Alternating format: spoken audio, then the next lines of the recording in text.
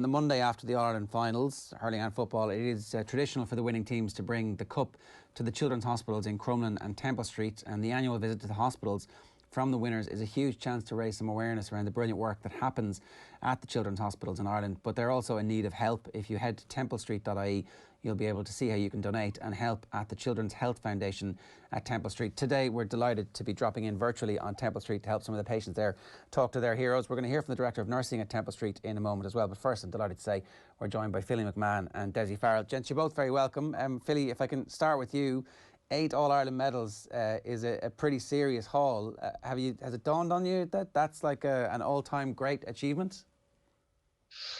I suppose not really. Like I think over the next couple of months maybe, but at the minute, it's just nice to win an All-Ireland, especially with the year that's in it. You know, it'd be disastrous not winning it with all the work that you would have put in the summer on your own down football pitches. But yeah, it's nice to top it off, and you know, it's unfortunate we couldn't get into the hospitals this year, but hopefully we brought some energy to those who supported the Dubs over the years and gave them a little bit of a positivity over Christmas as well. Dessie, I might ask you then to put some context on it. You know, you would have grown up watching that great Kerry team, and several of your lads yesterday equalled the record of the great Paulie O'Shea and Spillane and Mikey Sheehy and all those guys to our power with their 8 medals. It's a phenomenal achievement for them as individuals, not before we even talk about the collective. 100%. It is. It's an amazing achievement, and I'm bowled over, to be honest, Ger, with their dedication and commitment and how they can keep going to the well year after year and driving on. And obviously, there was a new management team in place this year, and we were sort of pushing hard and trying to do things in a certain way or whatever, and the response was amazing. So huge credit to the players. They're a special group for sure. A really tricky job, I guess, from your perspective, where you come into a situation where that culture is obviously working incredibly well. So you want to make sure that you don't tamper with the great stuff that was there, but at the same time, to keep evolving, you need to do whatever it is that you see is the next stage of it. So how did you balance that desire to change some stuff up, but also to keep the best parts?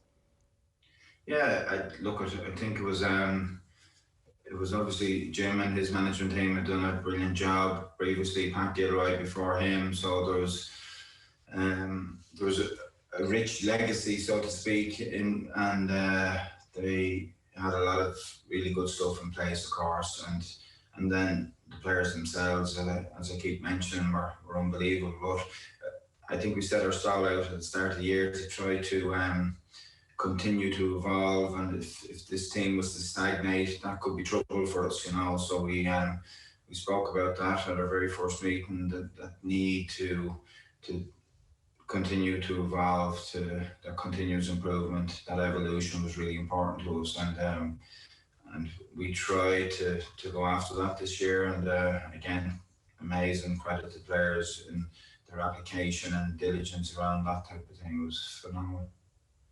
In what way did you manage to find that evolution then, Dessie? If you said that was the objective at the start of the year, how did that manifest itself, that evolution? Well, it's, you know, there's small parts around the game itself, of course. Then there was the injection of new players. I think 10 new players come into the panel, and getting that dynamic and chemistry right with fellas who were there and very experienced, obviously, and getting the bond and all that was important. And then just, I think the culture was something that we tried to continue to evolve as well, and make sure that the culture around us, how we do things, how we exist with each other, was going to be always important in terms of that evolution as well. Philly, Dessie mentioned there that the players were pushed and they responded well to being pushed throughout the year. From a player's perspective, how hard were you pushed? How close to the brink were a lot of players during the year? And those dark moments, how much did that inspire you when you eventually got closer and closer to the All-Ireland? Yeah, like, I mean, I suppose for me, where I am in my career, when I sat down and looked at the year, I always had an ambition and an objective to do what I could to help this new management team come in, because it wasn't easy, I suppose, for them, as Dessie would say, you know, with COVID not being able to get us together as a group. So I think a lot of players, and myself included, would have felt something new this year, in that when you were kind of off training on your own and you were training during the daytime, and you weren't in the same process that you had been in for years, where you were getting up in the morning time and going to work, but everything that's on your mind is about football. What kind of, how you hydrate yourself, what your nutrition is, how much active you are during the day and work, all these things for that build up till 7 o'clock to train. That wasn't there. So a lot of players, I'd say, all around the country, I suppose, got an opportunity to realise all the other aspects of their lives, how important they were. So that was probably difficult for the management, I'd say, to keep us motivated and keep us engaged. And I think the management team done a brilliant job on that. So with all those distractions and all the other distractions that we normally have throughout the year,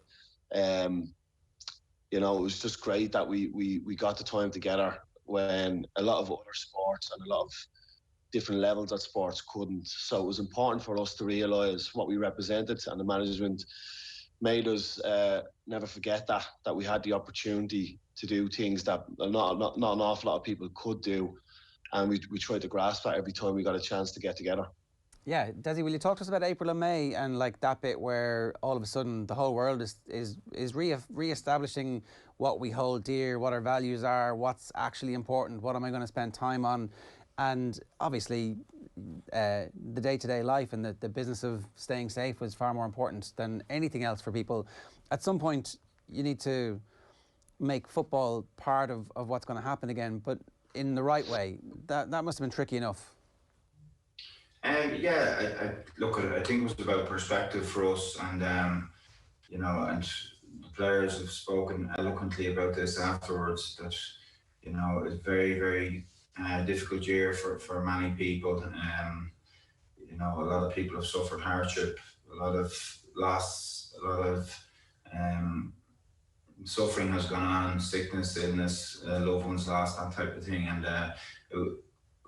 it was very different from that perspective, you know. So we were always mindful that there was this much bigger picture out there, I think, but at the same time, we needed to do what we needed to do, and I think that gave us a sense of purpose and a reason to exist in those challenging times, and we were very grateful for that. And I think it was getting that balance right in terms of perspective and what was going on for us, and the lads did that brilliantly, like, you know. So the early months were tough for sure, but people kept driving on, and players kept doing what they were doing on their own, difficult and all as that was, as Philly mentions, you know. So it was about the balance for sure, and thankfully we were able to keep the show on the road at that time, and get ourselves to a place where we could compete on the final day.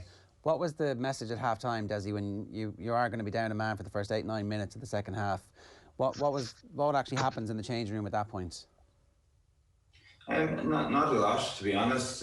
We sort of throw it over to the players, and they're very experienced, and you know, from a management perspective, obviously we were dealing with the situation of black card and how we'd set ourselves up for that.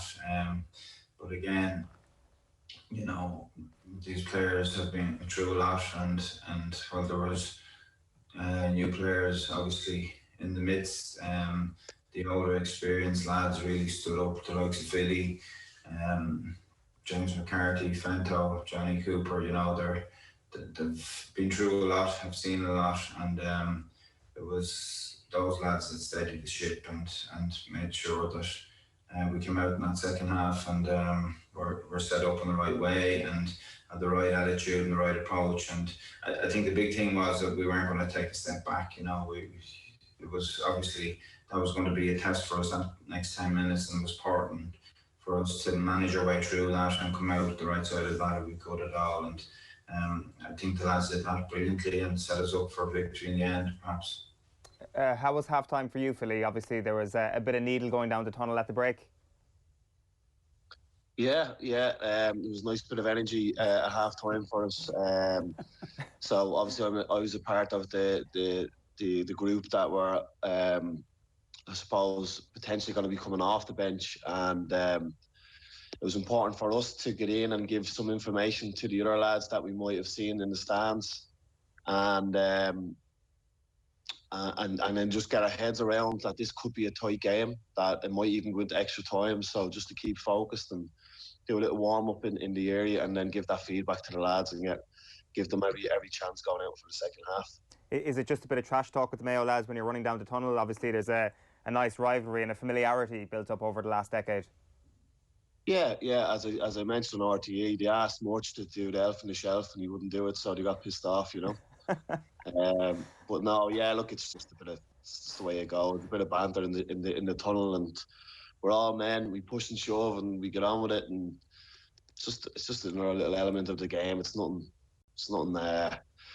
that's going to take a huge amount away from what happened on the pitch, because two teams went out and tried to bring out the best in each other, and as Mayo always do, and that's just the way the game is. How has your role in the squad developed over the last few years, Philly? Like Dessie mentioned there, that it's a very player-led environment at half-time, for example. Obviously, I presume for the last 5 or 6 years at least, you've taken up that role of being more and more of a leader. Did that go to a whole new level again this year for you personally? I think so. I think it's been different in that, the players that are, I suppose, in the starting positions, you got to make sure that your ego does not take over, or you don't have, you don't turn into this negative person because you're not getting a huge amount of game time. But you need to support the lads as much as you can, because there's other lads that probably weren't in the squads that done as just an important job for the guys that started than I did. So you have to take that gratitude piece that you're on the bench or in the squad. There was lads in the stands behind us that didn't get a chance, that have been driving everybody on for the whole year. The likes of, especially the older lads, Paddy Andrews, Cian O'Sullivan and Rory O'Carroll, they were three lads that were very crucial to the whole build-up of the game. And yeah, I think we've been given opportunities to play games when you weren't playing as well. The management done that brilliantly this year, but we weren't playing much. We made sure we played football and training a lot, and that's where you just keep showing your attitude and showing your worth to the management team and to the squad, and show the love that you have for the whole squad and the years and the culture and everything that we built.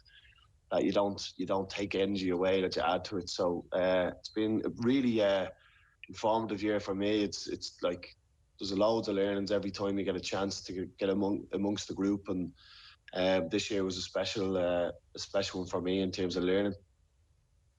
Is that difficult at any point, Philly, the acceptance that your role has changed in terms of the minutes that you're actually going to get? Yeah, it is. You'd be lying to say it wouldn't. It's not difficult because you're trained to play matches. But as Dessie mentioned, you have to realise that you're a part of something bigger than yourself.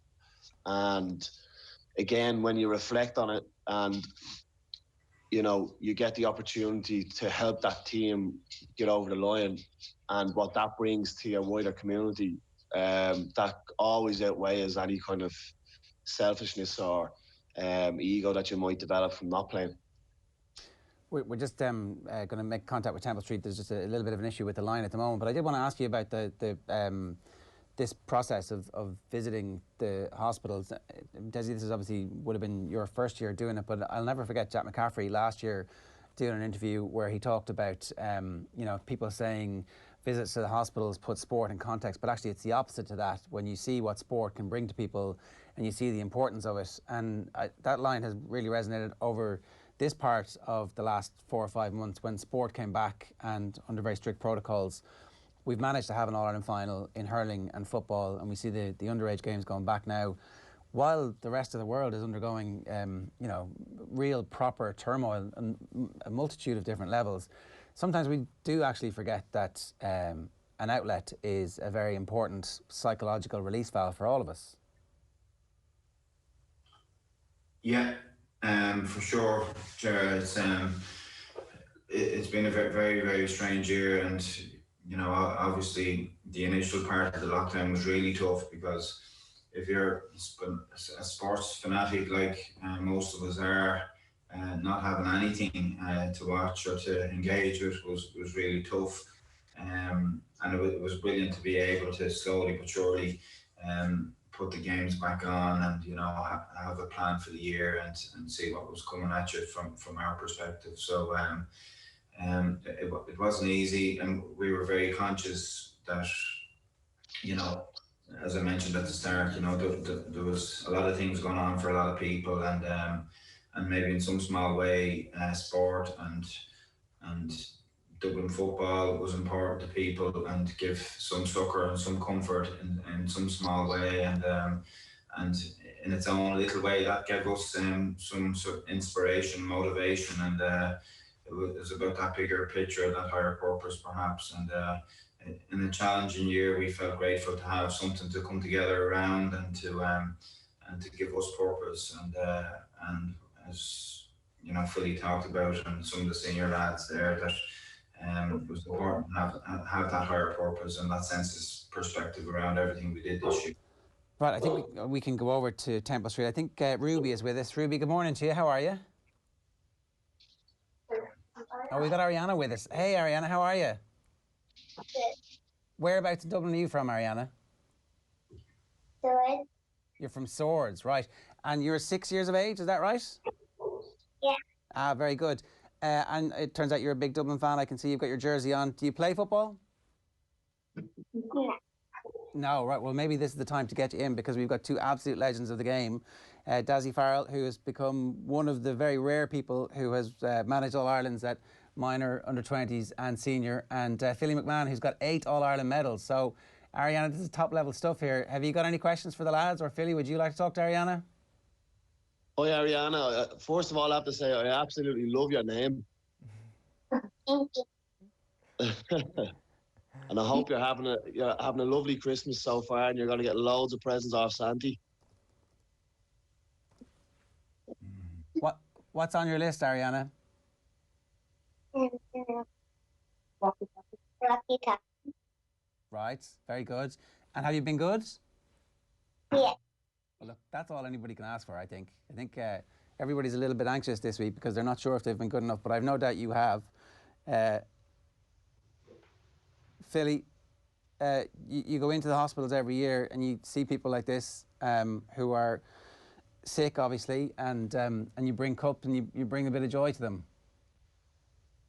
Yeah, it's something that I really look forward to every year after the All-Ireland. Obviously, I'm one of the players that can get up the next morning to do it, and it's and I do be always amazed with all the celebrations that goes on, how many lads do actually go to, because I'm still in a good state of mind. But yeah, it does. It's something, you know, it's so powerful to go in and to see the families and the individuals, and just to put a bit of a smile on their face is just incredible, based off of sport. You know, it magnifies what you see when you're looking around the stands when the stadium is full, but to magnify that with somebody that's gone through their own little issues, it really does ground you, and it really makes the sport that special. You know, it's just incredible. Like, I suppose it's something that you'll always cherish. And when you're running up and down pitches and it's dark and cold and everything else, all those things come into your head. I've no doubt, and yeah, it obviously it's great to be able to help Temple Street raise awareness for exactly what they do. And you know, the photographs and the interviews that you guys give from the hospitals and the aftermath is always something that is important, both for Crumlin and for Temple Street as well. And people can donate through the Temple Street Foundation at templestreet.ie. Ariana, how are you getting on? What else are you looking forward to about Christmas?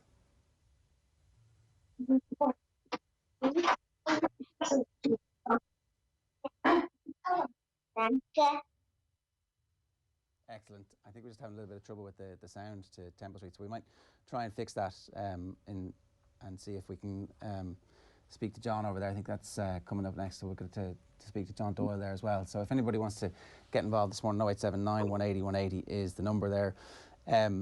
Dessie, the other thing I think that, you know, we talked about the cultures, the players sometimes, we don't really get to know them that much until actually after the season is over. But, you know, people like Philly, happy to give up their time and to go and to do the work of raising the profile of the hospitals and also all the other stuff that they do as well.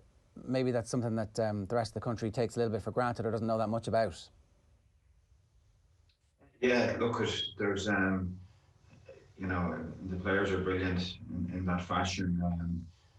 They're always willing to help, willing to support, very, very grounded. And again, it's that bigger picture, that other perspective that's really important, you know. And we're just, as a group, we're very disappointed, of course, not being able to go to Temple Street this year.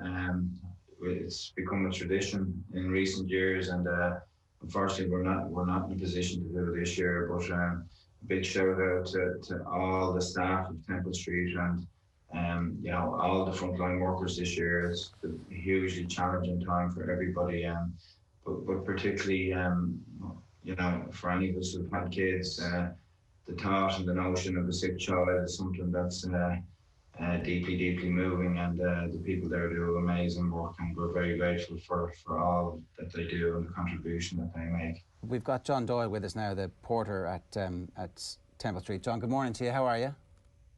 Good morning. Not too bad, thank you. You might be able to talk to us a little bit about what the impact that the actual arrival of the Cup, both the hurlers and the footballers in recent years, has on the kids at Temple Street and the difference that it makes.